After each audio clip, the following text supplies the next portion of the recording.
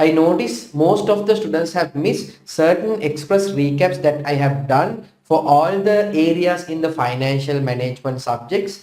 So what I did was I combined everything together in this particular video. So you can watch the video and you will not miss any express recap that I did for the financial management subject.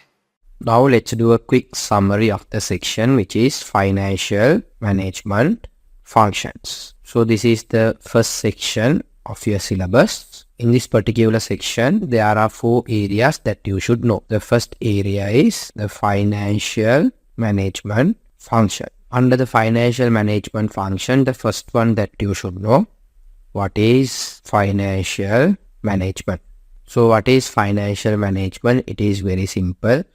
In financial management, you should know how to manage your financial resources efficiently in order to achieve the organization's objectives. And the next one is main areas of financial management.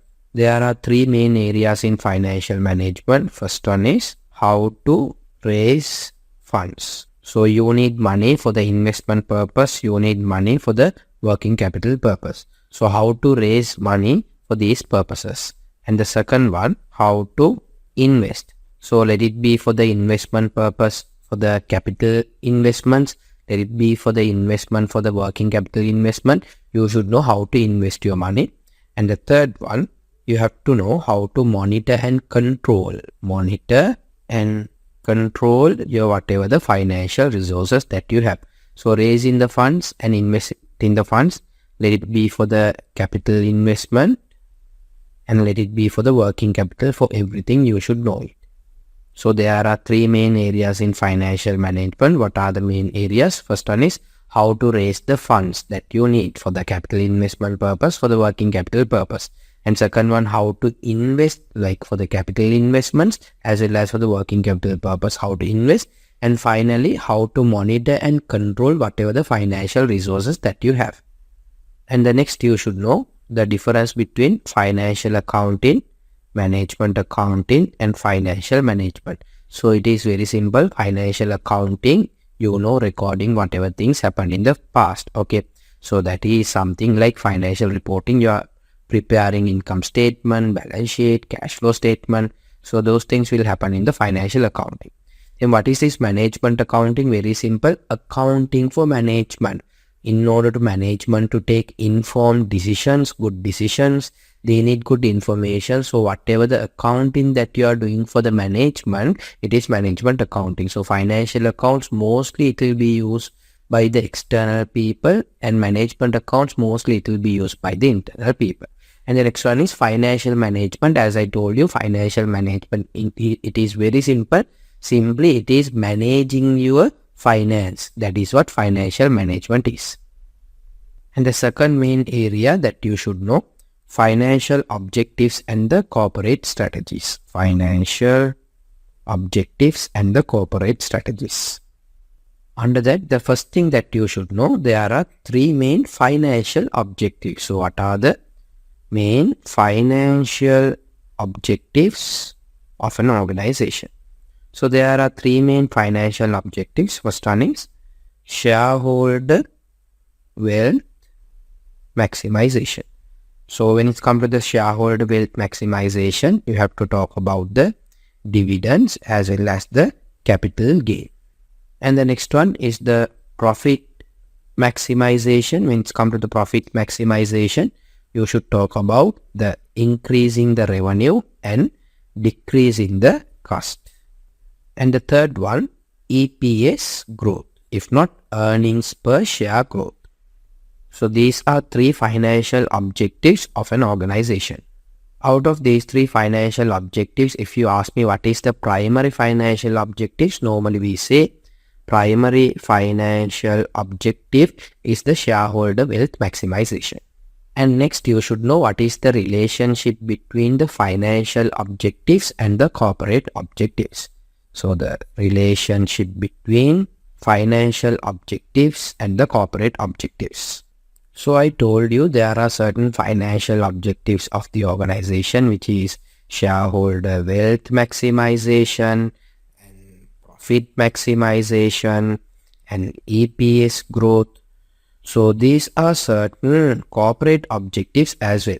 But when it's come to the corporate objectives, what you have to understand, it is not only shareholder wealth maximization, profit maximization, or EPS growth. Apart from this, there are certain other aspects where a company is looking for. One is survival of the company. So it is something very important for the company. And other one is the social responsibility. So under this only your whatever the CSR, corporate social responsibilities, will come into the equation. So when it's come to the corporate objectives, it is not only the financial objectives of the organization. Corporate objectives are combination of financial objectives and other objectives like this. And the next area that we are going to learn, if you take an organization, there are different kind of stakeholders. So these stakeholders will have an impact on the company's corporate objectives. So what we are going to see, the impact of the different stakeholders on corporate objectives. Before looking at the impact of each stakeholder on the corporate objectives, you should know what are the types of stakeholders that normally a company has. So normally, if I take the stakeholders, broadly we can split into three categories. One is internal stakeholders, other one is the external stakeholders, other one is the connected stakeholders. If I am giving you certain examples for the internal stakeholders, you can take maybe management, employees. If I give some examples for the external stakeholders such as government and the society and regulatory bodies. If I give you some examples for the connected stakeholders, shareholders, debt providers, financial institutes, and customers, suppliers, these are certain examples of the connected stakeholders. And the next one that you should know, different types of stakeholders and their objectives. So different stakeholders will have different objectives. If I take an example, for the shareholders, the objective can be maybe getting dividends, maximization of the shareholder wealth, capital gain. So these are the certain objectives of the shareholders. If you take the management, their objective could be maybe getting some high remuneration and getting some good bonuses, increment. So these kind of objectives employees or the management could have. And if I give you another example, government, they might have objectives of like collecting the taxes from the companies and how many employment opportunities that they are opening up to the country. So these are certain examples that I give you. Simply, you should know different stakeholders and the stakeholders different objectives. So I told you different stakeholders will have different objectives. So obviously there will be some conflicts between the objectives. So you should know certain examples of conflicts of the objectives. So if I pick some examples, sometimes shareholders will have certain objectives and the management will have certain objectives where the objectives will conflict. As an example, shareholders wants to increase the profits and to get some higher dividend, but management needs higher pay, salaries. So if the pay increases, the expenses will increase, then the profits will get reduced. If the profit reduces, the shareholders' dividends can get reduced. So there is a conflict. Likewise, shareholders and management can be there in one side versus the government. Government can be there in the other side. So government won't taxes. If the government increases the taxes, the bottom line will reduces. So if the bottom line reduces, sometimes the management performance will be assessed based on the profits. If not, their bonuses will be aligned based on the profits. So if the tax is coming into the equation, the profits will get reduced. The bonuses the management getting will get reduced. As well as for the shareholders, if the taxes are high, the amount of return that shareholders are getting, the amount of earnings the shareholders are getting will get reduced. So there can be a conflict between shareholders and management in one side and the government in other side of these parties' objectives, there can be a conflict. And the next one may be shareholders versus the employees. So again, sometimes shareholders needs the higher profit, so employees might need higher salaries and pays. So if salaries increases, the expenses will increase. If the expenses increases, the profits will decrease. If the profit decreases, the amount that shareholders can get will get reduced. So you should know certain examples of conflicts between the objectives of the different stakeholders. And the next one, you should know corporate governance code and the best practices. So there are certain best practices where companies should follow. If I am giving you certain examples, CEO and chairman role should not be held by the same person, it should be separate. And if it is an established organization, executive directors to non-executive directors ratio, it is better to maintain 1:1. If it is a small company, maybe for 2 executive directors having 1 non-executive director is fine. So if it is an established company, for 1 executive director having 1 non-executive director is better. So having that 1:1 ratio is better. And the next one, having a remuneration committee, not allowing the executive directors to decide their salaries. So it's better to have a remuneration committee. And always it is better to have an audit committee as well. In audit committee, always it is recommended to have 1 person with the finance knowledge. And the next one that you should know, what is this agency theory? Under the agency theory, you should know who is this agent. And the next one, the agency problem and the implications of the agency problem. So who is this agent? The management or the people or the set who is acting on behalf or who is running the business on behalf of the shareholders. So what is this agency problem? Between the management and the shareholders, there can be conflicts. So what are the kind of conflicts normally that these people will have? Normally shareholders will look for long-term benefits, whereas the management will look for short-term benefits. So they will take decisions, the management will take decisions where it will benefit them in short term. So if that is the case, the long-term shareholders' objectives and short-term management objectives will not be aligned. So there is a problem, right? So there are certain implications because of this agency problem. Eventually, what management will do, they will take the decisions where they will get short-term benefits. In other side, the long-term benefits will get compromised. So likewise, there are certain implications which is there because of the agency problem. So the next one that you should know, the things that you can do to overcome the agency problem. So if I give you some examples that you could do overcome the agency problem, maybe performance related pay,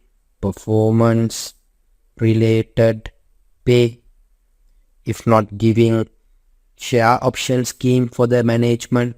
So these are certain examples or the methods that you can use in order to overcome the agency problem. And the next one that you should know, how to measure the corporate objectives. So when it's come to the measuring the corporate objectives, one of the very important thing that you can use, which is the ratios. So if you take the ratios, there are several types of ratios that you should know. One is the profitability ratio, other one is the liquidity ratio, other one is the efficiency ratio, and maybe the solvency ratios, and maybe investor ratios. So if I am giving you certain examples for the profitability ratios such as ROCE, operating profit margin, gross profit margin, and asset turnover. So these are certain examples for the profitability ratios. And the liquidity ratios may be the current ratio and the quick ratio. And for the efficiency ratios, inventory days, receivable days, payable days. So these are certain ratios that you can use whether to assess whether a company is achieving their corporate objectives or not. So next one is the solvency ratio. Under that you can take maybe the interest cover and gearing And for the investor ratios, you can take maybe return on equity and dividend cover, and you might take maybe the PE ratio, and you can take the earnings per share, and you can take dividend yield, and you can take earnings yield. So these are certain ratios that you can use to measure whether a company is achieving the corporate objectives with regarding the investors. And the final and the fourth main area that you should know in this particular section, financial and other objectives of a not-for-profit organization. So under that, the first thing that you should know, the relationship between not-for-profit organizations, financial objectives and other objectives. So normally for not-for-profit organizations, they will not have that much of big financial objectives. Normally they will have other objectives. If you take an example, maybe in a school, so your objective can be making the students pass, if not maintaining a pass rate more than 95%. If you take a hospital, they will not have a financial objective. Mainly they will have other objectives like, okay, successful number of treatments. So if you take not-for-profit organization, normally rather than the financial objectives, they will have other objectives to achieve. And the next one that you should know about this 3E concept, which is value for money concept. So under this, the 3 E's that you should know. First one is the economy. What is this economy means? Not overspending, not spending for unwanted thing, spending a correct amount for the correct thing. And next one is being efficient, which is efficiency. Under the efficiency, you should get maximum output from whatever the spending that you are doing. And final one is being effective. So effectiveness is the final one. That means from whatever the money that you are spending, you should be able to achieve your objectives and the targets. And the final one that you should know, how to measure or how to assess whether a not-for-profit organizations are achieving their objectives or not. So how you can measure it? First thing, you should set proper target for each and every objective. Setting proper target for each and every objective. And setting target itself is not enough. You should monitor each and every target that you set. And maybe you can go for a benchmarking as well, where you can compare yourself with the other people or with your company's previous year's performance as well. So this is an express or quick recap of the section which is financial management functions. Now let's do an express recap of the section financial management environment. In this particular section, there are 3 key areas that we have to focus. The first key area that we are going to focus, which is economic environment for business. Under this, the first item that you should know, the difference between macroeconomics and microeconomics.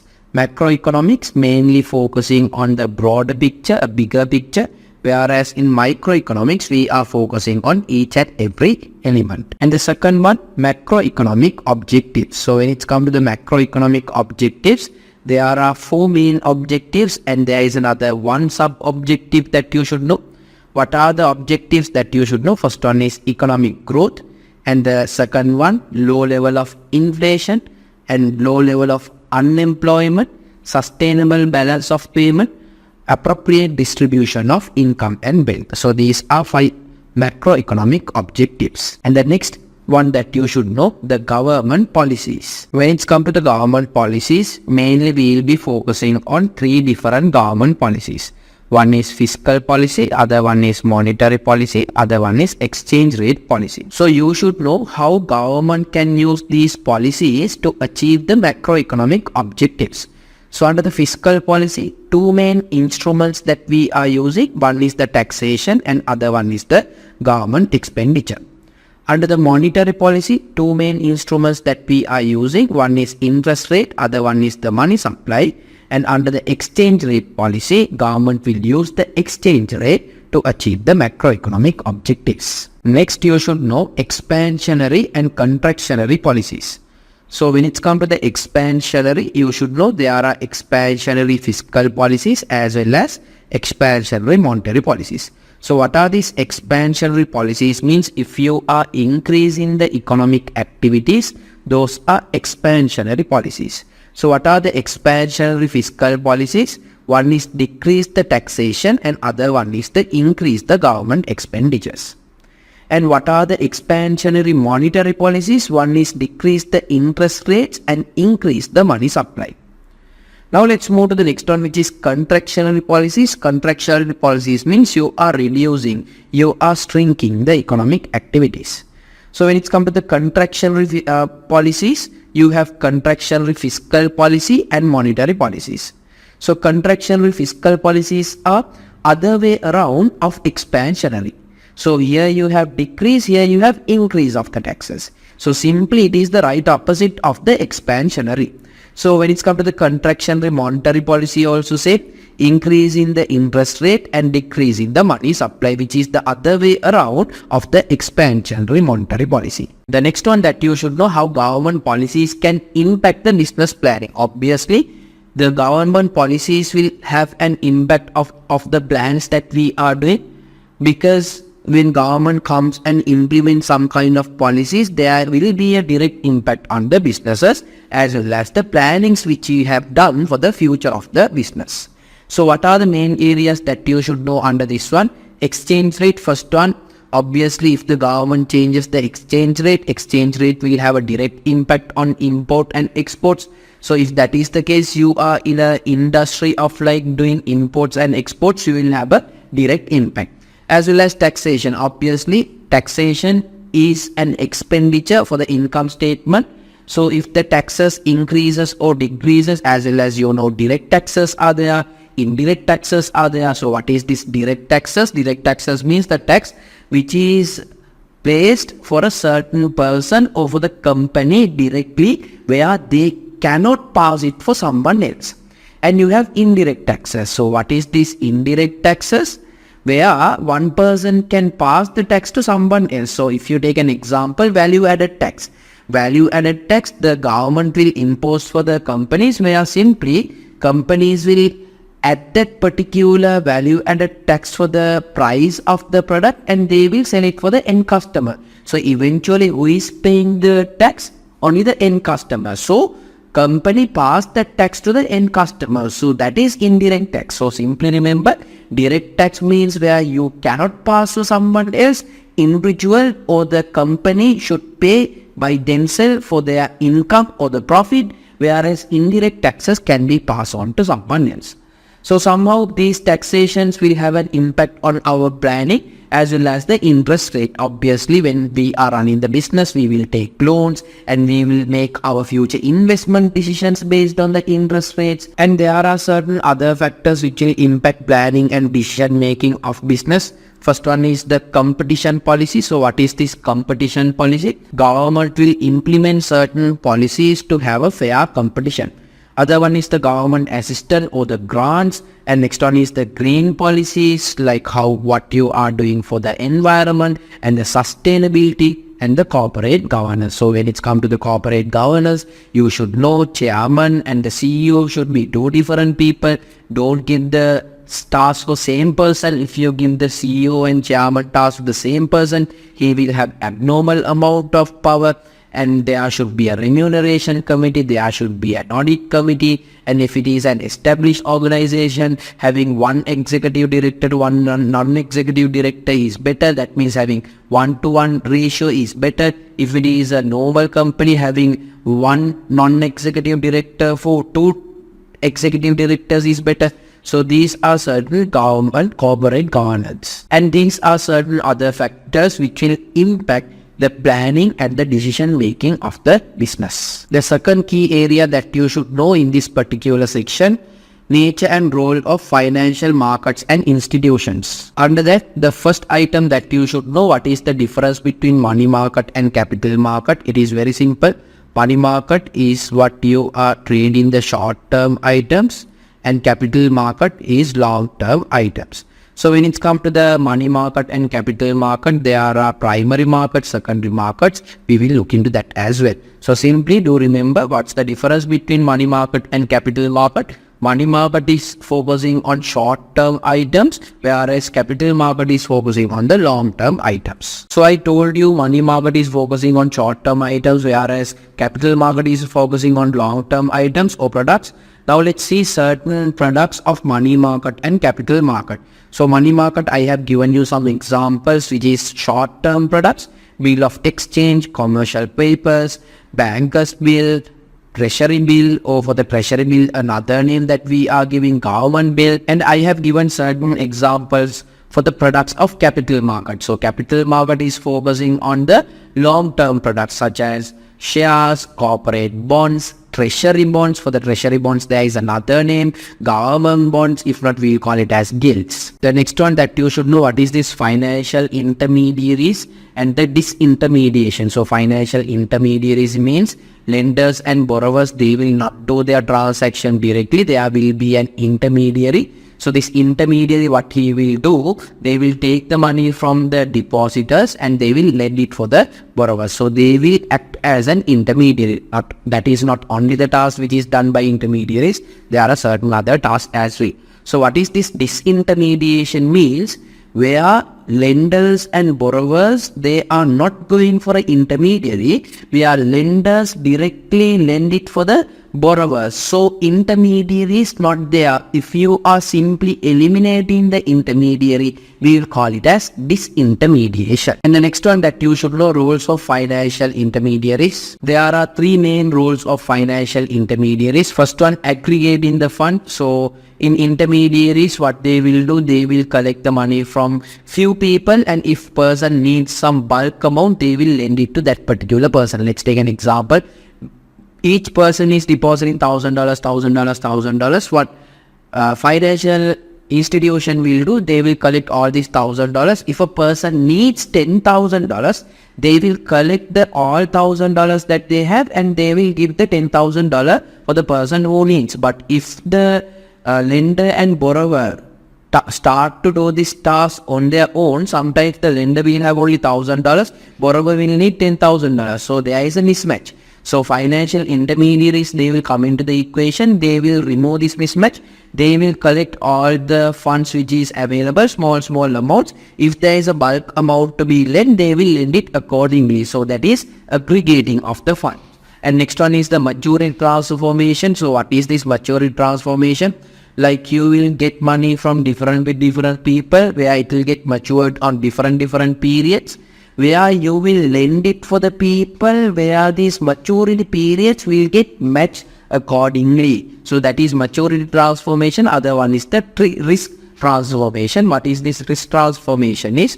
So if the borrowers, when they are depositing the money, they will have very reduced risk, not like directly giving the money for the lender. This is risk transformation. And the next one that you should know, what is the connection between risk and reward. So this is the basic concept. You know, when higher the risk, higher the return, lower the risk, lower the return. If you invest your money in a high risk security, the return will be higher, the reward will be higher. If you invest in low risk security, your return will be lower. So the next one that you should know, what is this securitization. Securitization is converting the liquid asset into marketable securities. And the next one that you should know, what's the difference between primary market and secondary market. Primary market is the market where you are doing the transaction for the first time, and secondary market is the market where you are doing all other transaction after the first transaction. After the first transaction, so whatever the first transaction will happen in the primary market, after the first transaction, whatever the other transactions will happen in the secondary market. So what you have to understand, here I told you money market is focusing on the short-term products. So if you are issuing this short-term product for the first time, okay, let's assume you are going to issue some treasury bill for the first time. So it will happen in the primary money market. Understand? So after issuing it,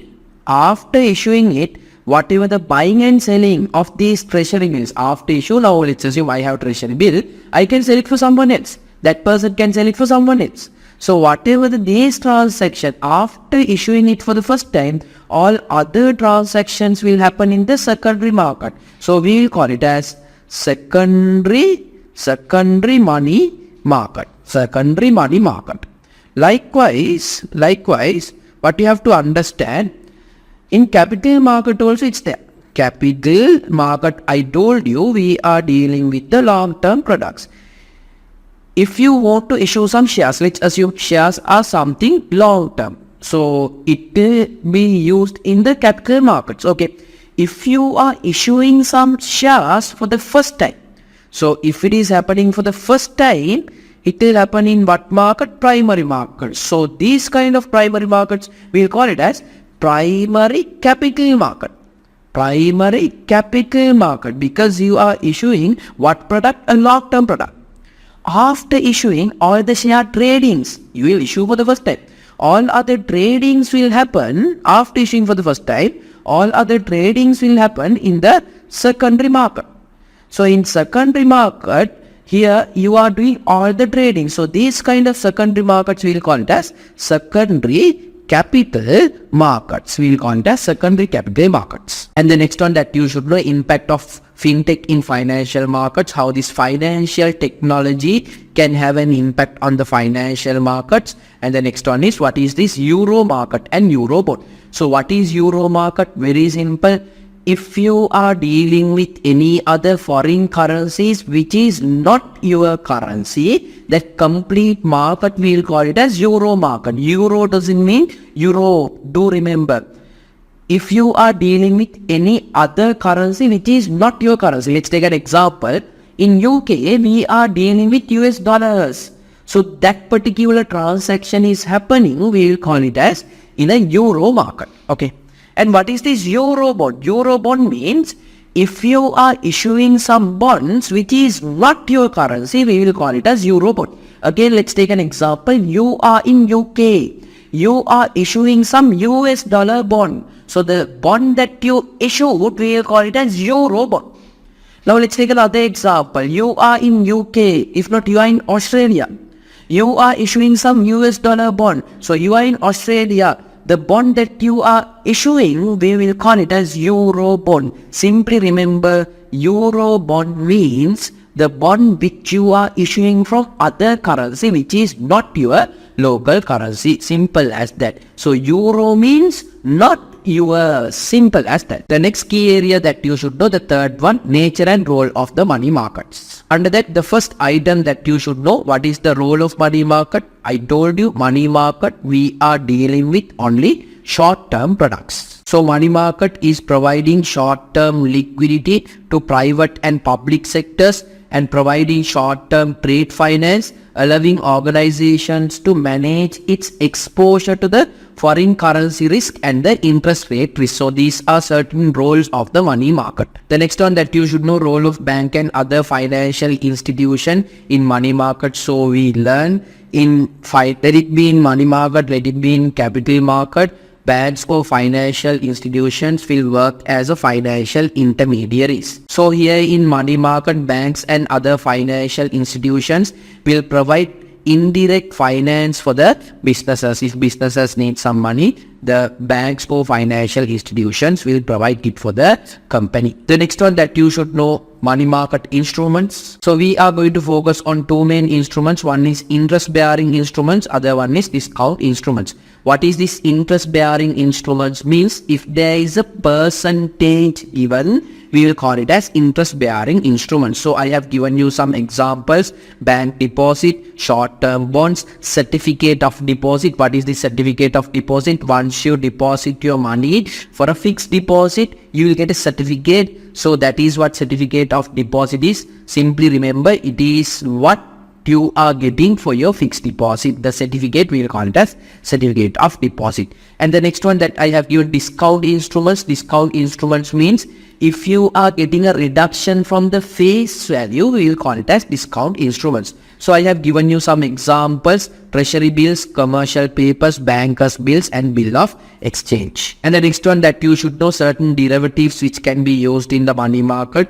So whatever the short-term futures, options, forward, swaps, so these are certain derivatives which could be used in the money market. So regarding this, you will be getting an in-depth understanding in the section which is risk management. So this is an express recap of the section which is financial management environment. Okay, now let's do an express summary of the section C, which is working capital management. Under working capital management, you should know the basic areas first. So under the basic areas, the first thing that you should know what is the working capital is. So the working capital, it is the capital that you are having to run your business, to do your day-to-day activities. So simply you can calculate your working capital. Maybe working capital equals current assets minus the current liabilities. And the next one that you should know, the conflict of the working capital. So if you look at the conflict under the working capital, there is a conflict between the profitability and the liquidity. So when you try to increase the liquidity by having more amount for the working capital purpose, from other end, profitability will be sacrificed. If you try to keep a higher profitability by keeping more investments, then you are keeping too little amount for the working capital purpose. So there will be a problem with the liquidity. So as financial managers, you should know how to manage these two properly. So this conflict, we will call it as trade-off issue. And the next one that you should know, the objective of the working capital management. So the objective of the working capital management is to have a proper level of liquidity while maintaining the profitability of the company. And the next one that you should know, there are certain ratios connected with the working capital. So what are the ratios that you should know? One is maybe inventory days. So inventory days equals inventory value divided by the cost of sales into 365. And you may have the receivable days. So receivable days equals receivable value divided by the credit sales into 365. So here if the credit sales are not provided, you can use the complete sales. And maybe another one may be payable days. Payable days, you can calculate payables divided from the credit purchases into 365. So the credit purchases are not given. If the credit purchases are not given, instead you can use the purchases. If the purchases are also not given, instead you can use the cost of sales. And apart from that, next one that you should know, working capital ratio. So the working capital ratio, you can get maybe sales divided from the net working capital. And the next one, you should know what is the working capital cycle. If not, we'll call it as operating cycle. How to calculate the working capital cycle if not the operating cycle? If it is a buying and selling business, how you can calculate buy and sell business, you can calculate the operating cycle if not the working capital cycle. Inventory days plus receivable days minus the payable days. If you are doing a production and sell business, how to calculate the working capital cycle? You can take the raw material days plus work in progress days plus finished good days plus receivable days minus the payable days. And next you should know what is working capital investment means. The working capital investment means how much a company is going to keep as the working capital. Let's take an example. A company A is keeping 100,000 as the working capital. Company B is keeping maybe only 5,000 as the working capital. So for the working capital purpose, company A is keeping a very high amount. So they are using a conservative, they are having a conservative approach, and company B is having a very low amount. For the working capital purpose, they are keeping very low amount. They have invested lot of money, so it indicates they are using an aggressive approach. So working capital investment means simply how much are you going to keep as the working capital purpose. And next, you should know what is working capital financing is. Once you understood how much are you going to keep as working capital, you have to identify how are you going to finance it, how are you going to find that money. So you can get the financing from maybe long term financing options. If not, you can go for a short term financing options based on the availability of the assets in a company. Normally the way the company financing the working capital will get changed. So let me put it like this: non-current assets, permanent current assets, and fluctuating current assets. If you are an aggressive manager, long-term assets, if not the non-current assets, will be financed through the long-term financing options. And permanent current assets, you will go for a mix of long-term financing and short-term financing, but you will give your more emphasis for short-term financing. And for the fluctuating current assets, you will go for the short-term financing if you are an aggressive manager. And if you are a conservative manager, all the non-current assets will be financed through the long-term financing methods. Permanent current assets will be financed through the long-term financing methods. Fluctuating current assets will be through a mix of long-term financing and short-term financing methods. So here you can see aggressive managers are giving their more focus for the short-term financing methods, whereas conservative managers are giving their more focus for the long-term financing methods. The reason is long-term financing is, if you compare with the short-term financing, for the company it is less riskier. Long-term financing is less riskier than short-term financing, because short-term financing you will have to settle the amounts quickly, the period is small, but long-term financing you have a bigger period to settle it. But what you have to understand, when it's come to the long-term financing, the interest that you will have to pay is high, whereas short-term financing relatively it can be low. So in short-term financing, as the company is taking a higher risk, but eventually they can end up with paying a low interest. Whereas long-term financing, yes, the risk is low, but eventually they will end up with paying a higher interest. Then the final one is the matching method. Under the matching method, non-current assets most of the times will be financed through the long-term finance, and the permanent current assets also long-term finance, and the fluctuating current assets through the short-term financing methods. And the next part that you should know, how to manage your inventory, how to control the inventory. When it's come to the inventory control, you should know the EOQ, and you should know the just in time system, and you should know the bin system, and you should know the periodic review system, and you should know the reorder level. So these are the areas that you should know with regarding the inventory. Then let's move to the receivable management. Inventory management, we looked into this. So now let's move into the receivable management, how to manage your receivables. The most important thing is, when it's come to the receivable management, the credit policy, how you are setting your credit policy. So under the credit policy, you can mention how are we going to assess our customers, what are the limits that we are going to allow for customers, how are we going to collect the cash from the customers, how regularly are we going to invoice the customers. So all these details will be included in the credit policy. So one way of managing the receivables is having a proper credit policy for the company.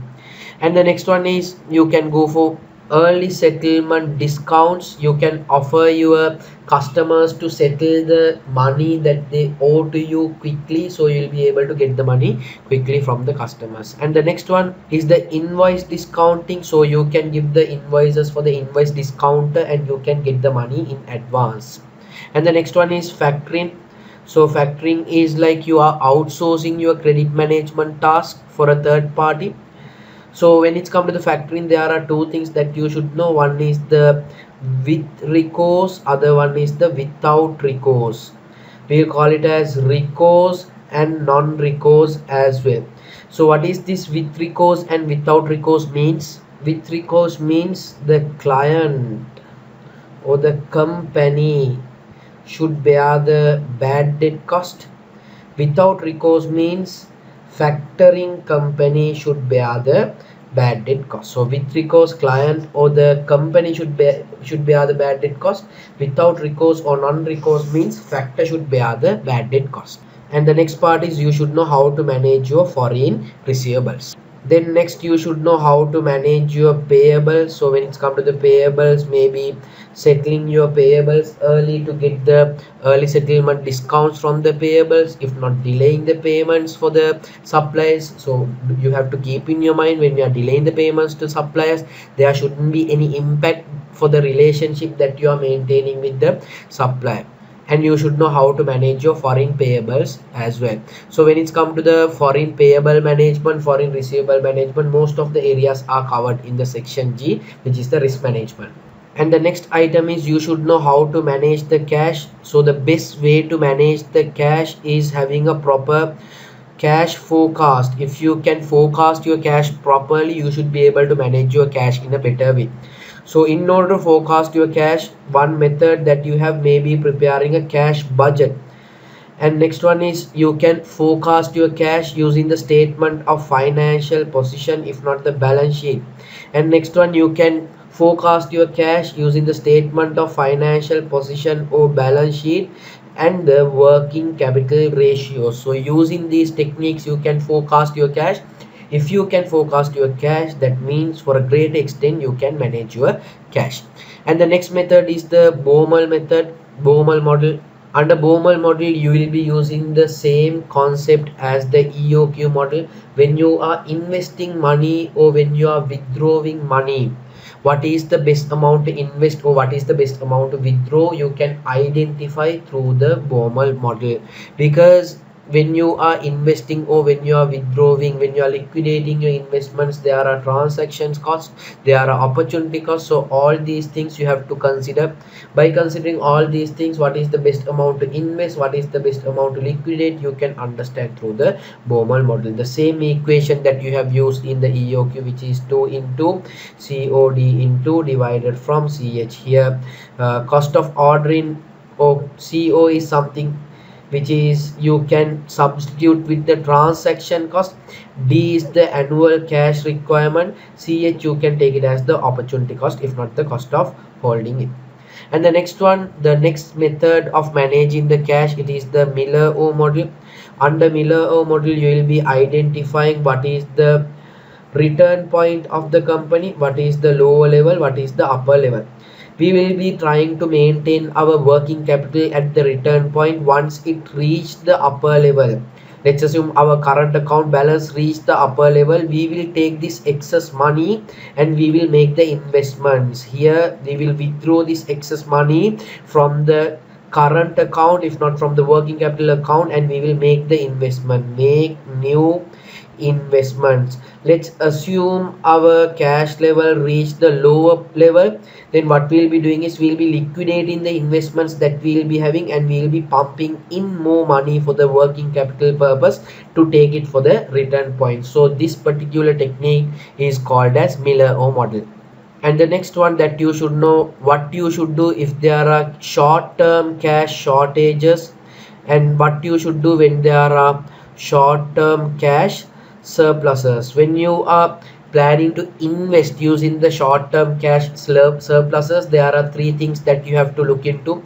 One is the liquidity, other one is the risk, and other one is the profitability. You have to consider about these three factors before investing your short-term cash surpluses. And finally, in this section, you have the functions of treasury department. So what are the functions of treasury department? One is risk management, other one is liquidity management, which is working capital management, other one is corporate funding or the financing, and other one is the investments. So these are certain functions of the treasury department. So this is an express summary. So this is an express summary of the section C, working capital management, in the financial management paper. Financial management, investment, appraisal section. So in the investment appraisal section, what are the things that you should know? So the first area is the foundation for the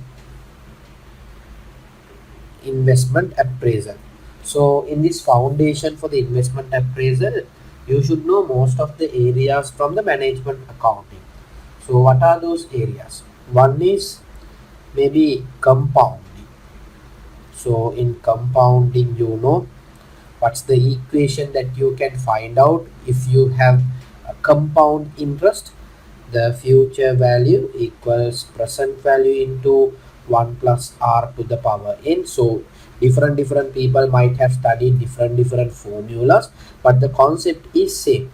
If you invest some amount today at the sum rate for some number of period, in future what will be your value? So these English letters can be replaced with anything, right? So if you want, you can use P. If you want, you can use Q. Whatever the letter you can use here, but the concept is same. Then next is the discounting. So when it's come to the discounting, what is discounting in simple terms? If I am telling you, finding the present values of cash flows. So under the discounting, you have main three areas. What are the three areas? One is the single sum discounting, single value discounting, and if you have the same value for all the years, which means the annuity, and you have the perpetuity, if you are getting the cash flows for the foreseeable future. So how to calculate the present values of these things? So if it is a single sum, okay, you can find out the present value by multiplying your cash flow from the discounting factor. If you have the same value, which is the annuity, how to calculate the total present value? So here you can calculate the total present value, cash flow into discounting factor of year 1, year 2, year 3, year 4. Likewise, you can take all the years, and if you take the addition, you will get the total present value. And if you are having the same cash flow every year, how you can calculate the total present value? That same cash flow, if not the common cash flow, into the annuity factor, you will get the total present value. And the next one is the perpetuity. So if you are getting some cash flows for the foreseeable future, how to calculate the present value is? So it is total present value. Do keep in your mind. So this formula, the cash flow of the year 1 divided by R, it will give you the total present value from year 1 to perpetuity. If not, if you are having a growth in the cash flows, how to find out the total present value from year 1 to perpetuity? Cash flow of year 0 or year 1. If you take year 1, you are not required to take 1 minus G. If you take year 0's cash flow, immediate year's cash flow, you can take 1 minus G. So let's take this one, cash flow of the year 1 divided from R minus G. So these are certain things that you have to know when it's come to the discounting. And apart from that, if there are any cash flows which you are getting immediately, how to do the calculation? So if it is an annuity factor, you know annuity factor will assume you are getting the same cash flow for 5 years or for 5 times. The first payment is immediately. So how you can get the annuity factor? You can take the annuity factor from year 1 to year 4, and year 0 you can add it separately. So year 0's discounting factor, it is 1. So 1 plus annuity factor of year 1 to 4 will give you the annuity factor from year 0 to, this will give you year 0 to year 4. If not, sometimes you will have a question, okay, the first cash flow you will get, maybe first year you will not get anything, second year you will not get anything, from the third year only you will get your cash flows. Okay, so you will get your cash flows, let's assume year 3, year 4 and year 5 only. So if that's the case, how you can take the annuity factor? So you can take the annuity factor of year 1 to 5, but out of that year 1 and 2 you are not getting anything. From year 3 onwards only you are getting some cash flows. So annuity factor of year 1 to 2 can be removed. So what's the annuity factor that you are getting? Annuity factor from year 3 to year 5. So using this one you can do the calculation.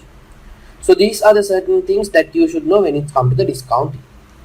And the next one that you should know, when we are appraising an investment, normally why we are using cash flows over profits. So cash flows versus the profits. So here simply what you should know is certain limitations of the profit. So you know the profits can be manipulated, the profits are subjective. So these are certain limitations that you can incorporate, where you can say cash flows cannot be manipulated and cash should be there either bank or physically. So you can cross check those things, okay, and dividend can be paid only by the cash. So that's why normally we are preferring cash flows over profits when we are appraising an investment. And the next one is, when you are appraising an investment, there are certain relevant cash flows, relevant items are there, and there are certain not relevant items are there. Not relevant items are there. So what are the relevant items and what are the not relevant items? First one is, you have to take only the cash items, only the cash flows. Non-cash flows you shouldn't take. And the next one is, you have to take only the future cash flows. The past ones you shouldn't take. And you have to take only the specific ones, specific cash flows, the cash flows which is specific for the investment, if not the incremental cash flows. You shouldn't take the general ones or the common ones like overheads, you shouldn't take. And apart from that, if you are getting any savings because of the particular investment, if you are getting some savings, so you are investing in a certain project to save your cost, so savings will be considered as cash inflows. Do keep that in your mind.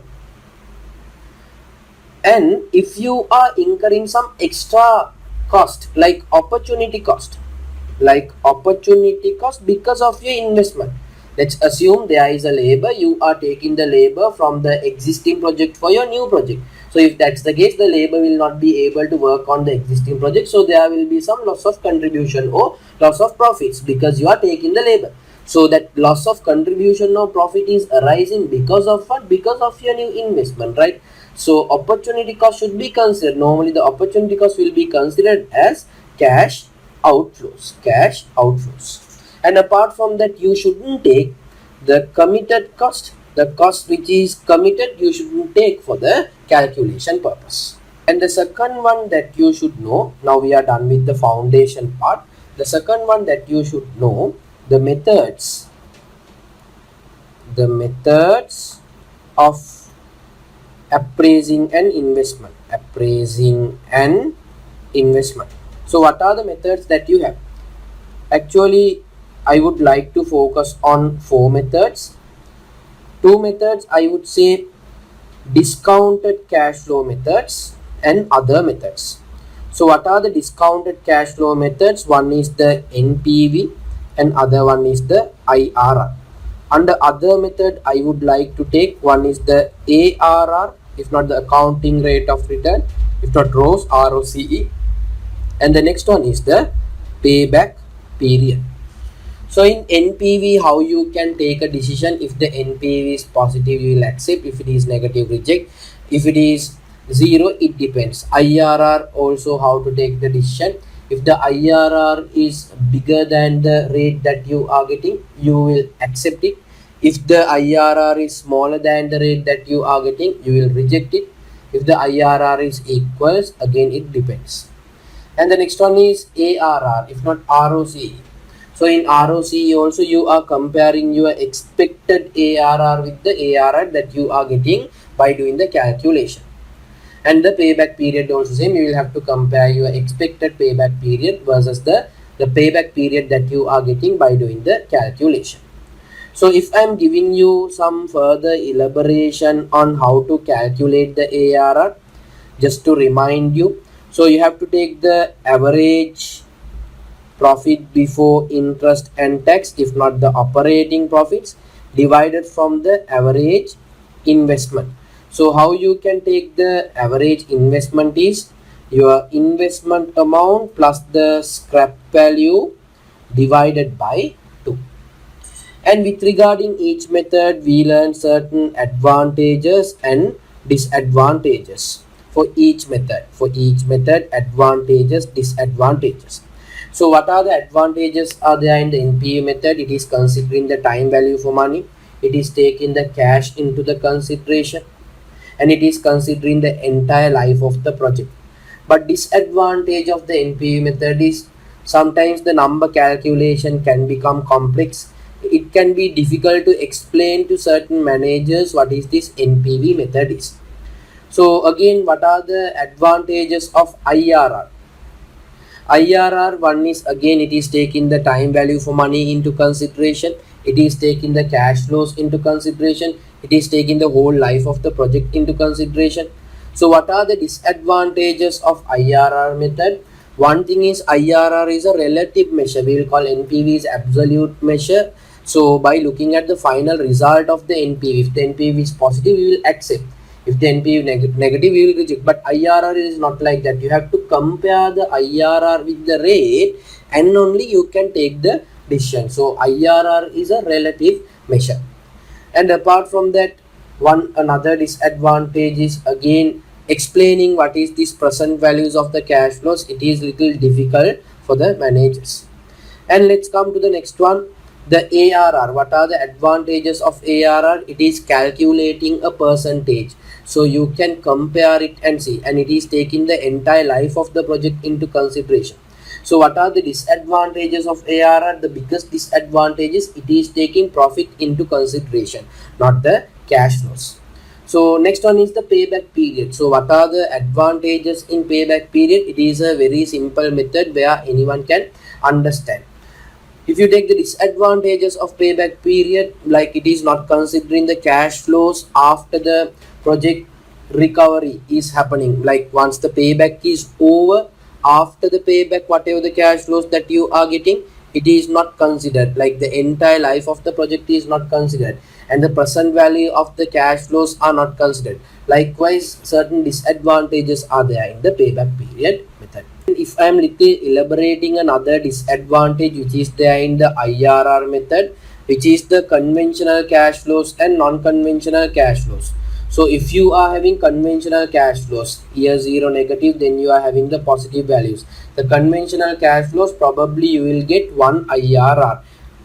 But if you are having non-conventional cash flows like negative, positives, again negative, again positives, like non-conventional cash flows, it can lead to multiple IRRs. Sometimes you can have maybe 2 IRRs also. Sometimes you can have maybe 1 IRR like this. Sometimes you may have 0 IRR also. So non-conventional cash flows can lead to multiple IRR. So IRR means it's the rate at which NPV becomes 0. You just think and see, at 5% also NPV becomes 0, at 10% also NPV becomes 0. So if the capital can be obtained at the rate of maybe, let's assume 8%, are we going to accept the project or reject the project? There is a problem, right? Because according to this rate, this particular project seems to be expensive, but according to this rate, this particular project seems to be cheaper. Like it will generate a positive NPA, so there will be a problem if there are multiple IRRs. Normally, out of these 4 methods, what we are telling, normally discounted cash flow methods are superior methods than other methods, because it is taking the time value for money into consideration, and due to other advantages which is there in the discounted cash flow methods. Then the next one is NPV and IRR. If you look at the NPV and IRR, normally we are preferring NPV over IRR because of the certain advantages that NPV has, such as NPV is an absolute measure. The next area that you should know, it's the third one, which is advanced NPV calculation. So in advanced NPV calculation, what are the things that you should know? First one is the Fisher's equation. What is that equation? 1 plus I equals 1 plus R into 1 plus H. So I means the money rate, R is the real rate, H is the inflation. So I would like to replace these words with different terminologies. I would say R is the not inflated rate. This not inflated rate, once you inflate it with using the inflation, what you will get? You will get the inflated rate. We will call this one as the money rate. Money rate. If not, we will call it as the nominal rate. If not, another name that I would like to use, it is inflated inflated rate. And the next thing is, when you are doing a NPV calculation, if you are having the real cash flows, if not, I would like to say not inflated cash flows, always you have to use the real rate. If not, in other words, I would like to say not inflated rate. And if you are going to do the NPV calculation using the nominal cash flow, if not another name for that, money cash flow, another name that I would use, inflated cash flow. If that is the case, you have to use nominal rate. Another name for nominal rate, we could name it as money rate. If not, another name that I would like to use, the inflated rate. In your exam, if they ask you to do a NPV calculation using the real method by giving some specific rates, how you should do the calculation, there are certain steps that you should follow. First step is inflate the cash flows using the specific rate. Again, I'll repeat the question. They are asking you to do the calculation using the real method, but certain specific inflation rates are given. So you should inflate the cash flows using the specific rate, and you should deflate the cash flows using the general rate. Then next one, you can get the present values, and you have to find the present values. Find the present values and NPV using the real rate. So these are the steps that you should follow if they ask you to do the calculation using the real rate by giving some specific inflation. So inflate the cash flows using the specific rate, deflate the cash flows using the general rate, then find the present values and NPV using the real rate. When it comes to the advanced NPV calculation, you should know how to deal with the tax. So when it comes to the tax, there are two types of adjustments are there.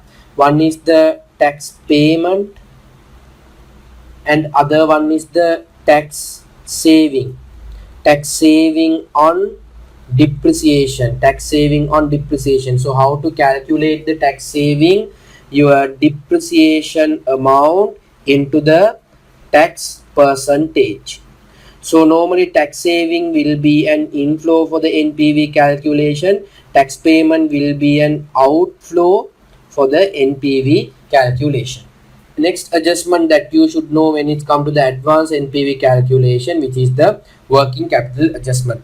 So now let me give you the format that you should use to do the NPV calculation. You can start with the sales. After the sales, you can take the variable cost, and if you are having any specific fixed cost, you can take it. So make sure to inflate these whatever the cash flows if they have given the specific rates. Then if you deduct these two from the sales, you will get the taxable cash flow. For the taxable cash flow, you have to pay tax. So tax is going to be a cash outflow. So here the tax payments, if they are saying arrears, year 1 tax will be paid in year 2, year 2 tax will be paid in year 3. That's how you have to take.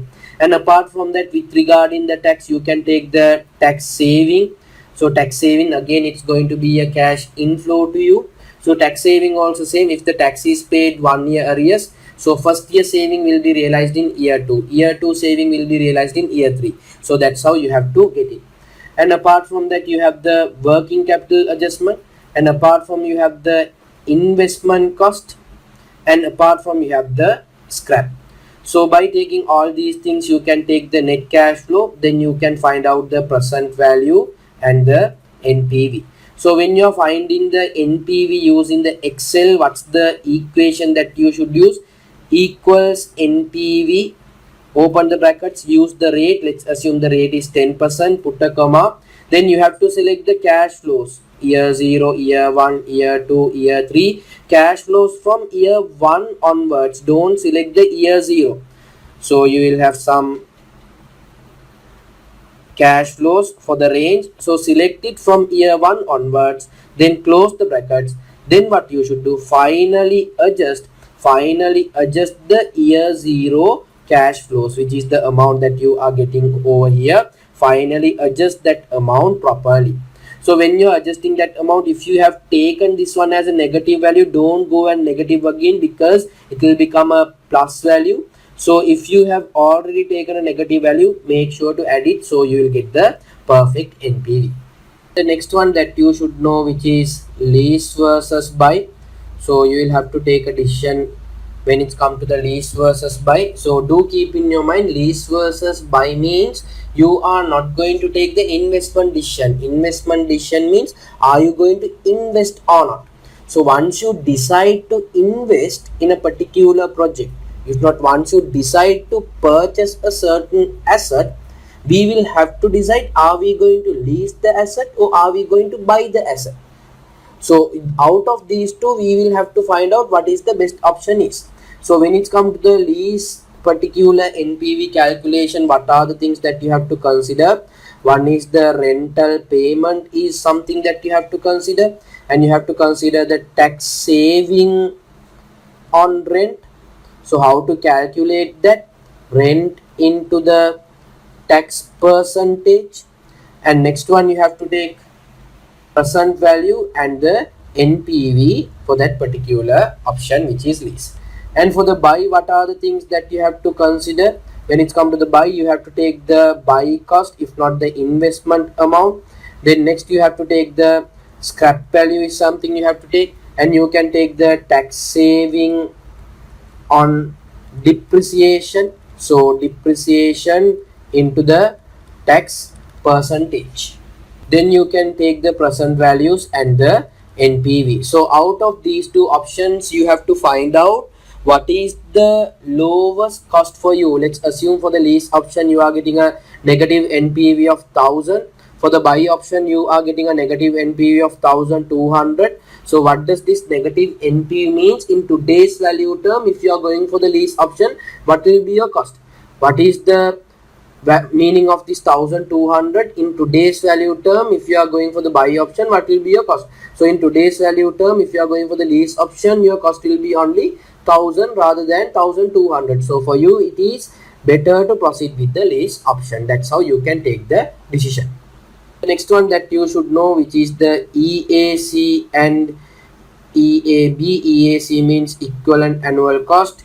EAB means equivalent annual benefit. So in EAC, we will try to find out what is the optimum replacement cycle is. When you are having an asset, how regularly we will have to replace the asset.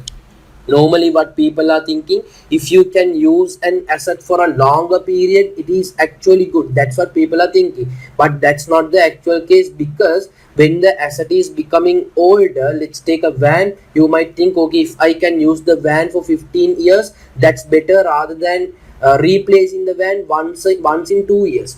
But the thing that you have to understand, if you are planning to use the van for 15 years, when the number of years are moving on, your depreciation will be higher, right, of the vehicle. If it is higher, the maintenance cost is high, the fuel consumption will be lower, so running cost will be high. So you will have to incur these kind of cost in a higher scale. But if it is a new vehicle, the maintenance cost is low, your running cost is low. So sometimes replacing a vehicle once in 2 years will be better than replacing the vehicle once in 15 years. And other factor that you have to consider is, if you replace once in 2 years, the value that you are getting when you are selling the asset after the usage will be high rather than selling the asset after 15 years. So these are certain things that you have to consider when it comes to the replacement cycle. So how to find out the equivalent annual cost, EAC? It is the NPV that you are getting. You have to divide it from the annuity factor. So whatever the option which is giving you the lowest EAC is what that you have to proceed with. So EAC will give you an answer. What's the meaning of that answer is actually what is the amount that you are going to spend on average for a year if you go for that particular replacement cycle. So that's the EAC means. And EAB is the other way around. It is equivalent annual benefit. On average for a year, how much is the benefit that you are generating? So if you are planning to take a decision based on the EAB, you have to go for the higher number that you are getting. Next one that you should know, which is the capital rationing. Capital rationing means the capital is limited. So it can happen due to two reasons. One is the hard capital rationing, other one is the soft capital rationing. Hard capital rationing means you can't find out or you can't get the funds that you need from the external factors. Here soft capital rationing means you can't get the funds from the internal factors. I am giving you an example for hard capital rationing. Maybe like financial institutions, they are not willing to give you the money that you want. This is maybe due to the poor track record that your business has, if not because of your poor skill of the management. So because of these things, the outsiders will not willing to lend the money to for your business. Sometimes that industry that you are in, if your industry is a very risky industry, the outsiders, the financial institutes will not lend the money that you want. And next one is the soft capital rationing. Inside the company itself, they are limiting the funds available for the investment purpose. Why companies will do this? Because they want to get the maximum out of whatever the money that they have. So they will try to create a competition between the departments, between the divisions, to get the investment that they want. So all the divisional managers, all the department managers, they will put forward the best investment option that they have. So as a higher level management, what they are planning to do here, they are trying to find out the best, they are trying to get the best from the investment that they are going to do, best from the money that they have. Come to the capital rationing. When it's come to the numbers, if the projects are divisible projects means you can divide the project into pieces. You have to use the method profitability index. So how to calculate the profitability index? One is NPV divided from the investment amount, if not the present value divided from the investment amount. So this is one method that you can use. Other one is indivisible project. So if it is an indivisible project, what you should do to find out the optimum investment schedule, you have to go for a trial and error method. Finally, you have the risk and uncertainty with investment appraisal. So all the calculations that we are doing in the investment appraisal, those are expectations. So sometimes those numbers can change. So this risk and uncertainty will come into the equation. So what are the certain types, what are the certain methods that we are going to take the risk into consideration, such as maybe expected values and probabilities. So what is the probability of getting a certain cash flow? What's the probability of incurring a certain cost? What's the probability of getting a certain NPV? So when it's come to the probability calculation, the one of the important calculation is the joint probability calculation. So when it's come to joint probability calculation, there are certain steps that you should follow in order to get the answer. The step number one is you should find out all the possible scenarios. So I am telling you, year one you will get 100,000. That is a 50% chance. If not, you will get 150,000. This is 60%, this is 40%. Year 2 you will get 200,000. That is 60%. If not, you will get 250,000. That is 40%. So what are the possible outcomes that you have? What are the possible scenarios that you have? Year 1 100,000 and year 2 200,000. That is a possible scenario. If not, you will have year 1 100,000 and year 2 250,000. That is a possible scenario. Year 1 150,000, year 2 maybe 200,000. If not, year 1 150,000, year 2 250,000. So here see, for this particular question, how many possible scenarios are there? 4 possible scenarios are there. So once you identify all the possible scenarios, what you should do, you should find out the NPVs of all the possible scenarios. So to find out the NPVs, you should know the present values of all the possible scenarios. So how to get the present values? By taking the discounting factor and these cash flows into consideration. So you should find out next the NPV of all the possible scenario. NPV of all the possible scenario. Then second one, find the NPV of all the possible scenarios. And the third one, you have to get the joint probability. How to get the joint probability? Probability of the first outcome into the second outcome. So here probability of getting 100,000 is 60%. Probability of getting 200,000 is 60%. So 60% into 60%, 36% is the joint probability that you are getting. So here probability of getting 100,000 is 60%. Probability of getting 250,000 is 40%. So 60% into 40%, how much is that? 24%. So the joint probability is 24%. So what are the meanings of this 36%? There is a 36% chance you will get this particular NPV. There is a 24% chance you will get this particular NPV. And if you want to find out the expected values of the NPV, what you should do? You should multiply the NPVs from the joint probability. Then you will get the expected values by taking all the expected values of all possible outcomes. You can take the total of the expected values. So this is how you can do a joint probability calculation. You have the sensitivity. It's another method. The sensitivity, how to find the sensitivity? You can divide the NPV from the present value of the variable. So if you want to find out the sensitivity of the sales volume, what's the formula? The NPV divided from the present value of contribution. If you want to find out the sensitivity of the sales, NPV divided from the present value of the sales. So that's how you can find out the sensitivity. So what you have to understand, if the percentage is lower, the sensitivity is high. So let's take an example. Sales has a sensitivity of 2% and the variable cost has a sensitivity of 10%. So which factor is highly sensitive for the NPV?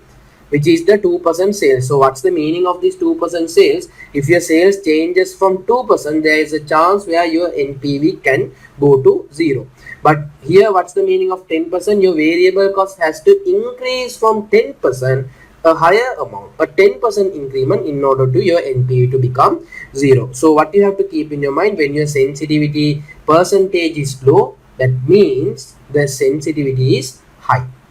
And next you have the simulation. Simulation is a technique that we are using to simulate the numbers, and we are getting multiple outcomes using a computer system, and we will plot all the probabilities in the histogram, and using the probabilities we will try to find out the best possible scenario for us. So this entire simulation will happen through a computer software. Simulation, one of the biggest advantage which is not there in the sensitivity. In sensitivity we are considering only one variable changes at a time, but simulation we are considering multiple variable changes at a time. You have the certainty equivalent approach. What you will do is you will reduce the expectations that you have with regard in the cash flows. If you are expecting a 5,000 cash flows, you will reduce this for 3,000 because of the risk involved in that. So you are reducing your expected cash flows and you are reducing your expectations. By taking these reduced cash flows and the whatever the risk-free rate, you will find out the NPV and you will take the decision. Next one is the risk adjusted discount rate. So based on the risk of the particular project, we have to adjust the discount rate and we have to find the present value using that particular risk adjusted discount rate. So this is a complete summary or express summary of the section which is investment appraisal. So if I am giving you a quick snap of that particular section, so the first part that we learn, which is the foundation. Under foundation we learn the compounding and discounting, single sum, annuity and the perpetuity. Then we moved into the investment appraisal methods. You have discounted cash flow methods, other methods. So under discounted cash flow, NPV, IRR, under other method, ARR, payback period. So we learned the advantages, disadvantages and the rule. So we learn all these things. Then we moved into advanced NPV calculation. In that we learn how to deal with the Fisher's equation, and if it is a real cash flow, if it is a money cash flow, how to do the calculation, how to deal with the taxation, two parts, tax payments and tax saving. Then we move to the working capital. So by taking all these things, what's the format is, then we move to the lease versus buy, then replacement decision, EAC, and we move to the next one, the capital rationing. Then we learn how to incorporate the risk and uncertainty into the investment appraisal calculation using the methods such as sensitivity, expected values and probabilities, simulation, certainty equivalent approach, risk adjusted discount rate. So this is a quick summary of the section which is investment appraisal. Business finance, in that the first area, it is going to be a sources of finance. So under source of finance, the first thing that you have, which is short term finance. Under short term finance, what are the things that you should know?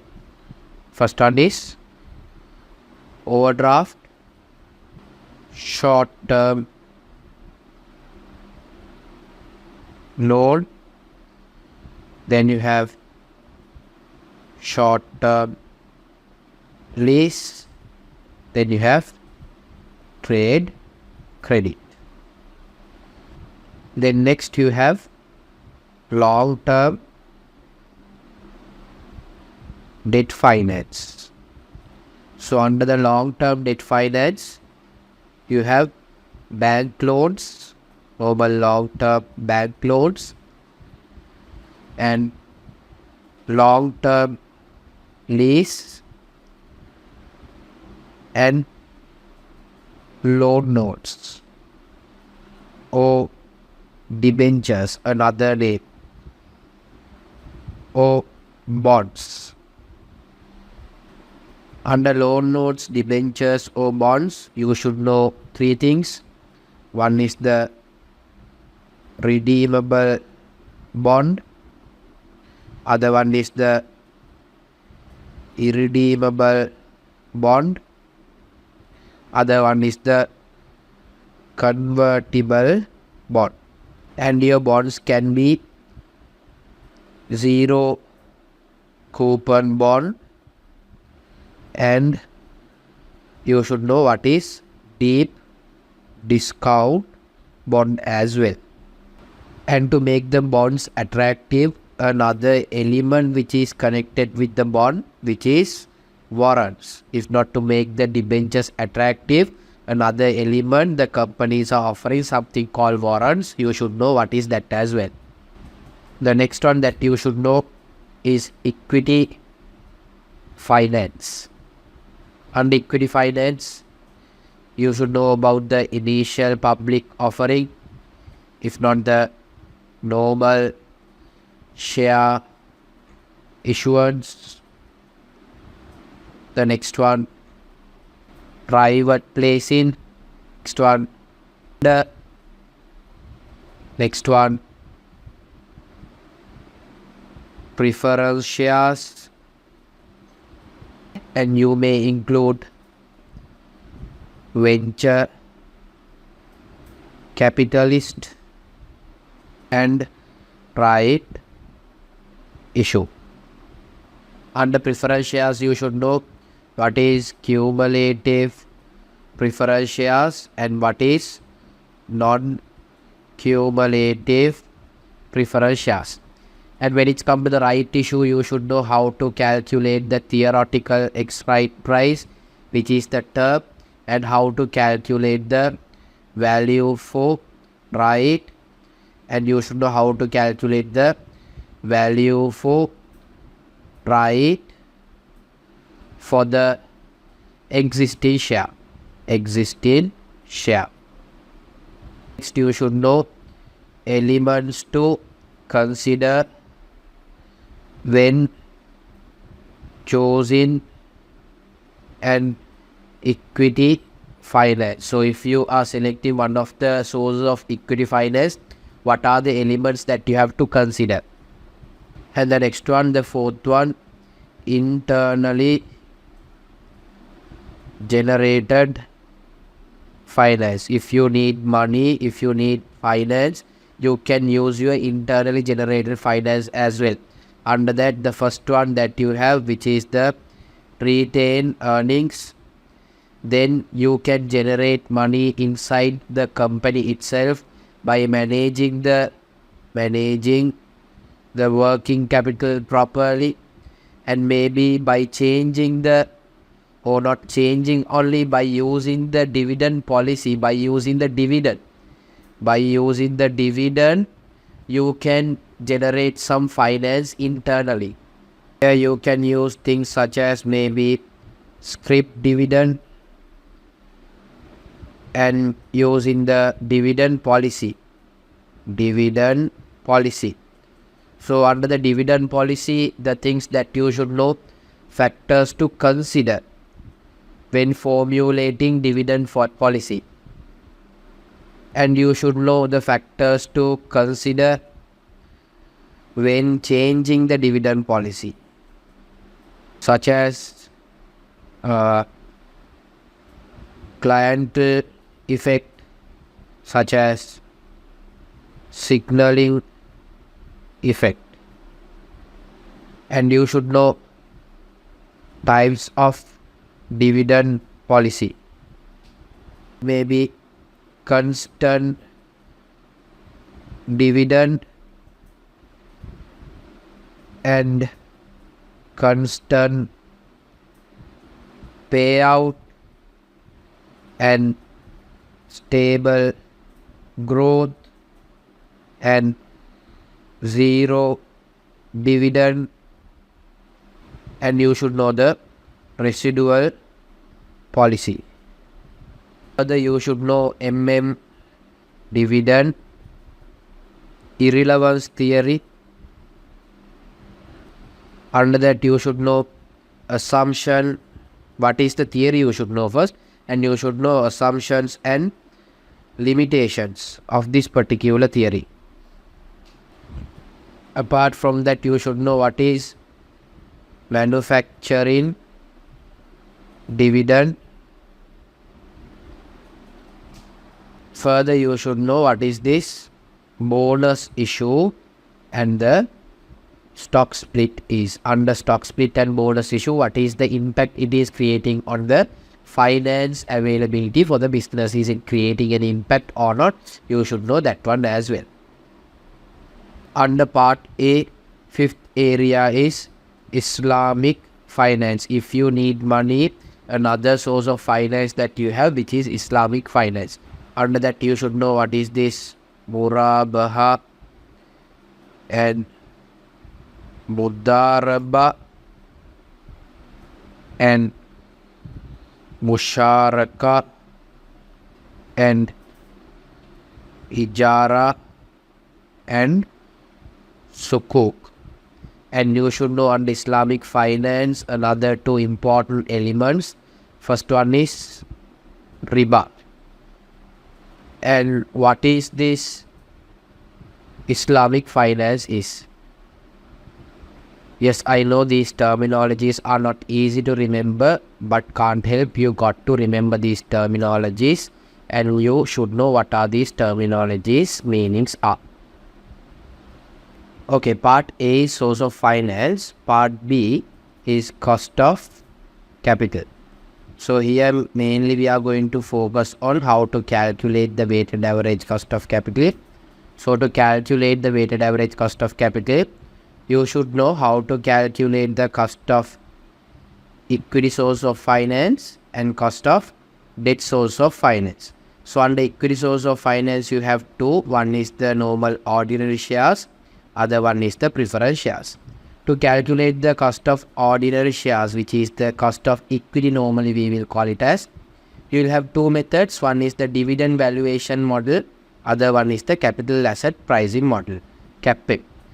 So for the preference shares, we will be using the cost of preference shares, and you have to calculate the cost of debt. So we have to calculate all these percentages to calculate the weighted average cost of capital. When it's come to the debt, we should know four areas. One is the cost of debt of the irredeemable debt, cost of debt of the redeemable debt, cost of debt of the convertible debt, cost of debt of the normal loans. So do remember, when you are doing the calculations for the weighted average cost of capital, especially when it's come to the debt, always you have to take after tax values. If it is business valuation chapter, you have to take the pre-tax values. In the business finance chapter, when you are calculating the weighted average cost of capital, always you have to take the after tax values. That means after taking 1 minus t into consideration only, you have to get these values. When it's come to the dividend valuation model, you should know certain things such as limitations of the dividend valuation model and how to calculate the growth which is needed for the dividend valuation model. So growth can be calculated in two ways: using the average growth rate over the past period, and using the Gordon model you can calculate the growth. And apart from that, you should know how to calculate the X price. Then you should know what are the assumptions used in the dividend valuation model. So these are very important four things that you have to remember when it's come to the dividend valuation model. Same as with the CAPM model, there are certain things that you have to remember. What is this systematic risk and what is this unsystematic risk? What is this diversification and the portfolio theory and assumptions and disadvantages and advantages of the capital asset pricing model? And you should know what is this beta value is. Now let's get into little bit in depth of the weighted average cost of capital calculation. Weighted average cost of capital, and under that we have equity. Under equity, the first one, ordinary shares. Under that, dividend valuation model, how to calculate the cost of equity. So let me use a different color. Cost of equity equals D0 into 1 plus G divided from P0 x P0 plus G. Then next what you have the dividend valuation model. After that, capital asset pricing model. Under the capital asset pricing model, to calculate the cost of equity, risk-free rate plus beta into RM minus RF. So for the RM minus RF, a common name that we are giving, it is the risk premium. Then next you have the cost of preference shares. So preference shares, how to calculate the cost of preference shares. Cost of preference shares equals preference share dividend. So how to calculate the preference share dividend? The nominal value into the preference share dividend percentage divided from the market value of preference share. Next you have the cost of debt. Under the cost of debt, the first one you have the irredeemable, then you have redeemable, then you have convertible, then you have the normal loans. How to calculate the cost of debt for the irredeemable? Interest into 1 minus t divided from X market value of irredeemable debt. The redeemable debt cost of debt equals IRR, but here you have to take the after tax interest when you are doing the calculation. Under the convertible also same, cost of debt equals IRR. Here also you have to take after tax interest when you are doing the calculation. For the normal bank loans, how to calculate the cost of debt equals interest into 1 minus T. Okay, part A is source of finance, part B is cost of capital, part C is further aspects of business finance. Under this, what are the things that you should know? First one, debt versus equity, advantages, disadvantages. Next one, you should know what is this creditor hierarchy is. Next one, you should know what is this financial gearing. So if you take gearing, there are two things. One is the financial gearing and other one is the operational gearing. So financial gearing is your financial risk, operational gearing is your operational risk. And advantages and disadvantages of having high gearing and having low gearing, and using different sources of finance, how it can impact the equity holders, how it can impact the debt holders. So how to do this analysis using the ratios, that part you should know. And you should know what is this reverse yield gap is. You should know what are the situations that you can use the existing weighted average cost of capital to appraise the new investments.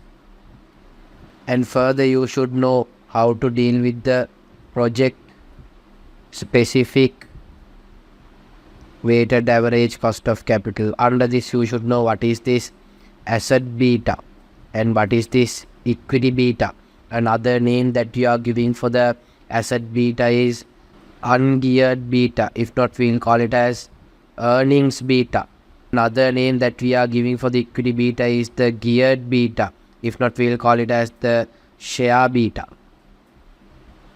And you should know how to get the project specific weighted average cost of capital using the beta and using the capital asset pricing model. So how this asset beta, equity beta will work with the capital asset pricing model. You should know that one as well. If you are trying to find out the cost of equity for a specific project using the CAPM model, what are the steps that you have to follow? Step number 1, ungear the proxy company and find the beta asset.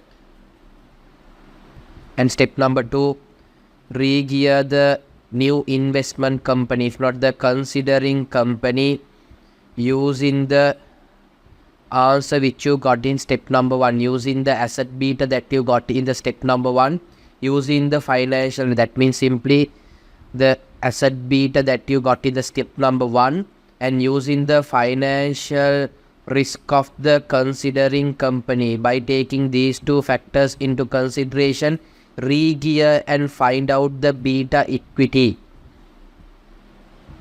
And step number 3, using the answer that you got in step number 2 and using the capital asset pricing model, that means using this beta equity and using the capital asset pricing model, which is risk-free rate plus beta into RM minus RF. So for this beta, you can use the answer that you got in the step number 2.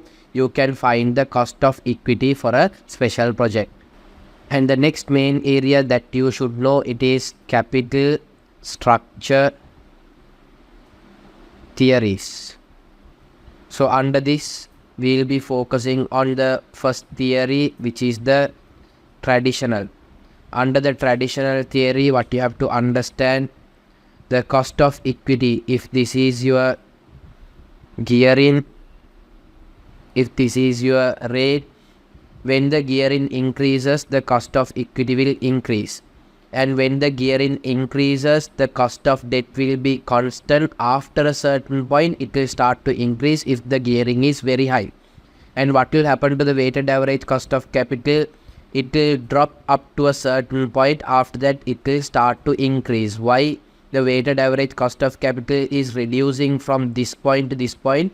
Because the debt is cheaper. Since the debt is cheaper, it is creating you a higher benefit than the additional cost demanded by the equity holders because of the higher risk.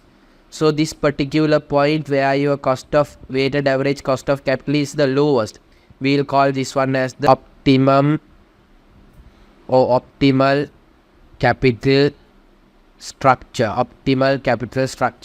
So in traditional view, three things you got to remember: cost of equity increasing, weighted average cost of capital decreases, after that it will increase, cost of debt is almost constant. Weighted average cost of capital lowest point, that is the best capital structure that you have to maintain in the business. And the next one that you should know, it is the Theory 1. So under Theory 1, they didn't consider the tax, so it is the without tax theory. So under Theory 1, they came up with the formulas, they came up with numbers. When the gearing increases, what is happening to the cost of equity? Cost of equity is increasing. When the gearing increases, the cost of debt is constant. And when the gearing is increasing, and they came up with certain method, technique where the weighted average cost of capital also constant, where it is not changing.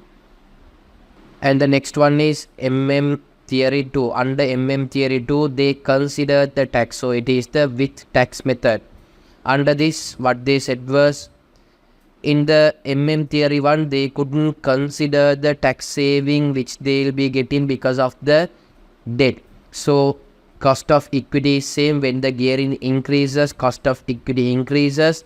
The debt, it is same as the previous. And what is happening? Because of the debt, you will have interest, so you will have tax savings. So it is creating you a lower cost. So when you are having more debts, your weighted average cost of capital will start to go down. So what you have to understand as per these three theories: first one, the traditional theory. Under the traditional theory, we have to find out our best capital structure where the weighted average cost of capital point is lowest. So that is the optimal capital structure, which is the weighted average cost of capital lowest point. And under the Theory 1, since you go for the equity, even you go for the debt, even you go for the equity, there is no change in the weighted average cost of capital. You can select any option to finance. You can go ahead with debt or equity. You can go ahead with anything. According to the Theory 2, when the gearing increases, your weighted average cost of capital is decreasing. What they said was, you have to obtain your finance much as from the source of debt. So according to the traditional theory, if you have a question, okay, am I going to proceed with debt or equity? Then the optimal capital structure, the percentage of debt, 40% debt, 60% equity, 30% debt, 70% equity. So that particular structure will be given where the weighted average cost of capital is the lowest. Under the Theory 1, you are not required to bother about are you going to proceed with the debt finance or equity finance, because your average cost is going to be the same.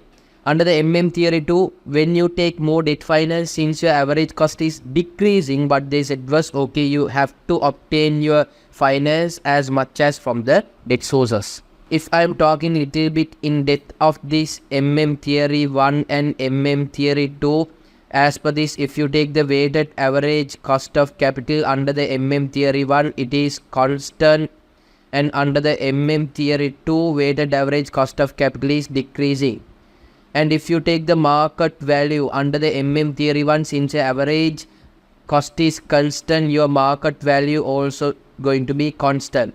But under Theory 2, since your average cost is decreasing, what's going to happen to the market value? Market value is going to increase. So do remember, Theory 1, weighted average cost of capital and market value constant. Under the Theory 2, weighted average cost of capital decreases and the market value increases. And apart from that, with regarding the traditional theory, with regarding the theory 1 without tax, theory 2 with tax, you should know the advantages and disadvantages of each method. And further, especially you should know certain assumptions that they have made in theory 1 and theory 2 as well. And the final theory that you should know, it is the pecking order theory.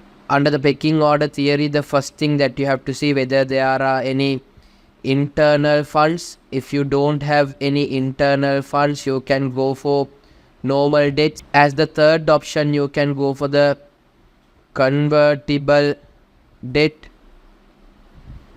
As the next option, you can go for the preference shares. Next option, you have to look into the new equity shares. When it's come to the use of the normal debt, you have to see, are you going to proceed with the unsecured loans or the secured loans? Unsecured loans means like without backed by an asset or the collateral. Secured loan means backed by a collateral. Normally, a higher priority will be given for the unsecured one. Without a collateral only, you will try to proceed with this loan. And the final main area that you should know, it is the financing for SMEs. Under the financing for SMEs, the first area that you should know, what is this funding gap and what is this maturity gap. And the next one is the sources of finance for the SME. So apart from whatever the source of finance that we discussed in the part A, you can use these source of finance for the SMEs such as business angels and crowdfunding and peer-to-peer funding and supply chain finance. And finally, you should know how government can help SMEs. So this is a quick or express summary of the section which is business finance. This is an express revision for business valuation section in financial management subject. Simply we are going to focus on two areas. One is business valuation techniques and other one is market efficiencies. So let's move to the business valuation techniques. We can start off with asset-based valuation. Under asset-based valuation, the first technique that you have, net book value. If not, we will call it as historical value. So how to calculate the value of the business using the net book value technique? It is very simple. You have to take the book values of your all the assets. Total assets minus total liabilities will give you the value of the business. So what you have to do, you have to take the book values. Book values means the values which is there in your accounts. So total assets minus total liability will give you the value of the business. And next one is net realizable value method. Here what you have to do is you have to find out the realizable value. So how to find out the realizable value? Estimated selling price minus the estimated selling cost. So if you deduct the estimated selling cost from the estimated selling price, you will get the net realizable value. So this net realizable value method is more useful if you are going for a asset stripping. Asset stripping means what? If you are expecting to sell the assets separately, then net realizable value method will be very useful. And next one is the replacement cost. So under replacement cost, how to value a business? You have to get, if you are purchasing the asset in the open market, how much will it cost for you? So purchase cost of assets in the open market. So these are the asset based valuation. And next one that we have, income or earning based valuation. First one is the PE ratio. So how to find out the market value using the PE ratio? Market value, if not the price, is equals PE ratio, PE ratio into the earnings, PE ratio into the earnings. And next one is earnings yield. How to calculate the market value using the earnings yield? Earnings divided from the earnings yield. And next one is how to find out the market value using the dividend yield. Dividends divided from the dividend yield. So these are the income based valuations. And next you have preference share valuation. How to calculate the preference share, how to calculate the market value of the preference share. Market value of the preference share is equals preference share dividend divided from cost of preference shares. And next you have the cash flow based valuation. Under that, if you take the share valuation, we can use the dividend valuation model. So the formula that you can use to find out the market value, D0 into 1 plus G divided from KE minus G. And next one is debt valuation. First one is irredeemable debt valuation. So how you can find out the market value? Market value is equals interest divided from, if not interest of the year 1, divided from the cost of debt. So cost of debt you have to keep in your mind. This cost of debt you have to take before tax cost of debt. You shouldn't do 1 minus T adjustment. Next one is redeemable debt. So how to calculate the market value under the redeemable debt? You have to calculate the present value of the interest, and you have to calculate the present value of the redemption. So both addition will give you the total market value of the redeemable bond. So here also, when you are calculating the present value of interest, you have to take the interest of that only, you have to calculate the present value. You shouldn't take 1 minus T adjustment into the consideration.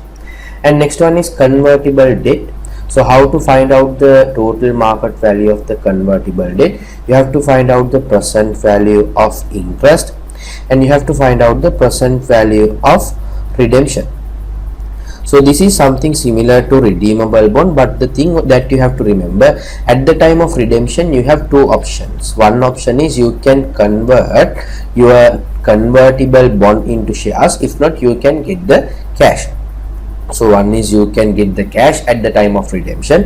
If not, you can convert to some number of shares. So you have to find out what is the more beneficial for you. Then out of these two, once you figure out what is the more beneficial one for you, you can take that into consideration, and then you can find out the total market value. So how to find it? Present value of the interest plus present value of all the interest that you will be receiving.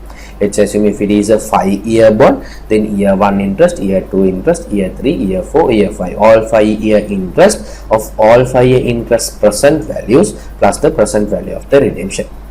So the addition of these two will give you the total market value.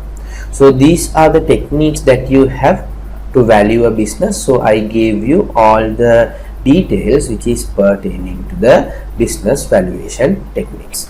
Now let's move into the next part, which is market efficiencies. So these are the two areas which is there in your business valuation section. Under market efficiencies, there are two things that you should know. One is types of efficiencies. What are the types of efficiencies a capital market should have? One is operational efficiencies. What is this operational efficiencies? The operation should be efficient. The process shouldn't make investors' life difficult. Simple as that. And informational efficiency. So what is this informational efficiency means? For all the investors or future potential investors, the information should be available in the same way, and they should be able to get the information in a proper way. So that is informational efficiency. So what is this pricing efficiency means? A capital market should be able to process the information quickly and should be able to reflect a proper price, a fair price for certain securities. So pricing efficiency should be there. So what that means, the capital market should be able to give a proper price by processing the information in a quick manner, in a efficient manner. That is pricing efficiency. And next one is allocative efficiency. Allocative efficiency means an investor's fund should be allocated for a proper investments. Investors fund should be allocated for proper investment. So allocative efficiency will arrive only if pricing efficiency is there.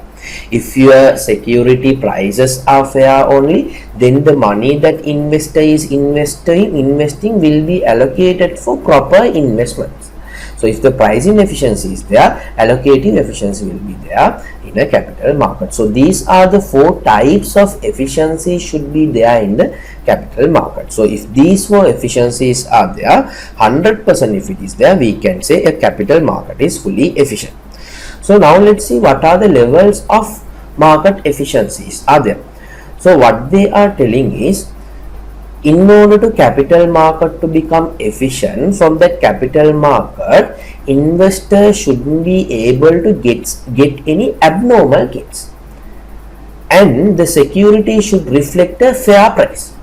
In order capital market to become efficient market, what they are telling is the security should reflect a fair price and investors should not be able to get abnormal gains. So there are certain capital markets what you have to understand. In those capital markets, some kind of efficiency is there, but the efficiency is little weak. So in this kind of capital market, what they are telling is, if you have past share price movements, past information, you can't get any abnormal gains. But once you receive some public information, such as maybe annual reports, announcements, so once you receive some public reports, you can get some abnormal gains. You will be able to get some abnormal gains. So here see, once you get some public information, you can get some abnormal gains. That means in this capital market, there is a kind of efficiency, but efficiency is weak. Why I am telling there is a kind of efficiency? Why is that? By going through past records, they can't get abnormal gains. Once they get public information only, they will get some abnormal gains. And there are certain capital markets, they are semi-strong, not perfectly strong, they are semi-strong. So in the semi-strong capital markets, what you have to understand, even though you have past information, even though you have public information, by having these two, you can't get any abnormal gains. So what they are telling is, in a semi-strong capital market, once you get some private information, you will be able to get some abnormal gains. So if you see in semi-strong capital market, what you have to understand, even you have past information, past share price movement, public information, by having all these information, you can't get abnormal gains. Once you get some private information, inside the information, you can get some abnormal gains. So there is a kind of efficiency level. By having past information also, you can't get abnormal gains. By having public information also, you can't get abnormal gains. So the efficiency level is semi-strong. Why it is semi-strong? By having private information, you can get some abnormal gains. So if you are getting some abnormal gains, we will call that capital market is not fully efficient market. And there are certain capital market which is strong form efficient capital market. The efficiency is perfect. No one can get abnormal gains. Even they have past information, even they have public information, even they have private or insider information, they can't get any abnormal gains. So that kind of capital market, we will call it as strong form efficiency. So the efficiency level is perfect. So what you have to understand, I would like to add one more level for this one, which is not efficient. There are certain capital market which is not efficient. That means in those capital markets, once you have only the past information and the past share price movements, by doing a technical analysis, you can get some abnormal gains. So these kind of capital markets, we will call it as not efficient at all. By just going through past information and past share price movements, if you can get some abnormal gains, that capital market is not efficient at all. So these are the efficiency levels that you should know in the market efficiencies. Let me give you a complete summary of the risk management section. So risk management